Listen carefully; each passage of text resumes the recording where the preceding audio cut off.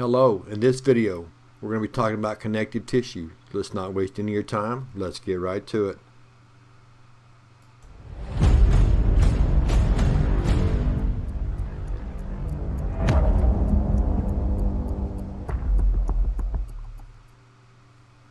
Now when we're talking connective tissue, one of the things that you want to talk about right up front, or to mention right up front, is that connective tissue has a similar purpose in all the different types of tissue.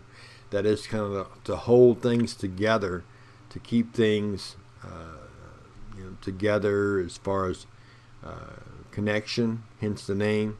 But it's going to look a little differently in each of the types of tissues, and that's why the importance of that table, that chart beside me there. So you want to be sure to capture that information, what the tissue type is, what kind of cells are there, what kind of fibers are there, where is it located at. Because it'll just have a lot of variation between the types. Some types could have more fibers, some could have more cells, some could have some other stuff, but the connective tissue is simply a collection of cell material, the fibroblast, and non-cellular stuff, things that like platelets, if it's blood, or fat droplets if it's adipose tissue. And even within the components themselves, there could be some variation. If you are a tissue that needs to be pretty practical and providing support, maybe you have more collagen, maybe you have more elastic, maybe you have more reticular fibers. Okay, if you're more like a bone, you're going to have less of those fibers. Fat tissue, less of those fibers. So lots of variation, lots of possibilities.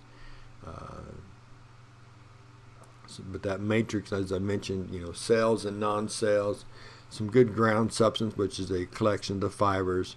So, but again, you can have lots of collagen, you can have not much collagen, you can have lots of elastic fibers, not much elastic fibers, and so on and so on. So again, we want to focus on the purpose is always the same with connective tissue, but the application of that, or what it's actually made of, is going to be varied between the different types of tissue.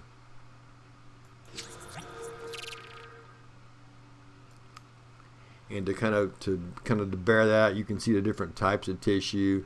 You got your blood tissue up in the upper left. You got a bone tissue in the lower left. You've got the adipose in the upper middle, muscle lower middle, and let's see. Then you're going to have that cartilage on the upper right, and then what is that? I'm drawing a blank now, but anyway, it's the idea you can see the components are different. Blood has a lot of stuff in it, especially when you're thinking immune system stuff, the macrophages and all the phils, the neutrophils, the eosinophils, and each of those have a different aspect of the immune system that they're focused on.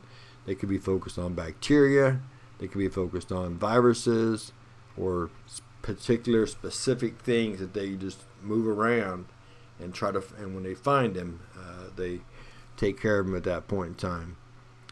Bone system unique feature is all of them have one type of matrix. It may be different. It's going to be unique to them and different for everybody else, but they typically have one. But bone has two types of matrix, kind of working hand in hand simultaneously to get the job done. Muscle tissue, as you can see, it's got the long striated bands for the most part, that nucleus in there, but not as much fiber as what others would have.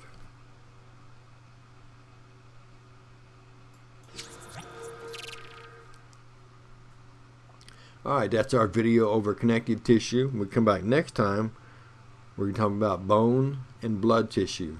We'll see you then.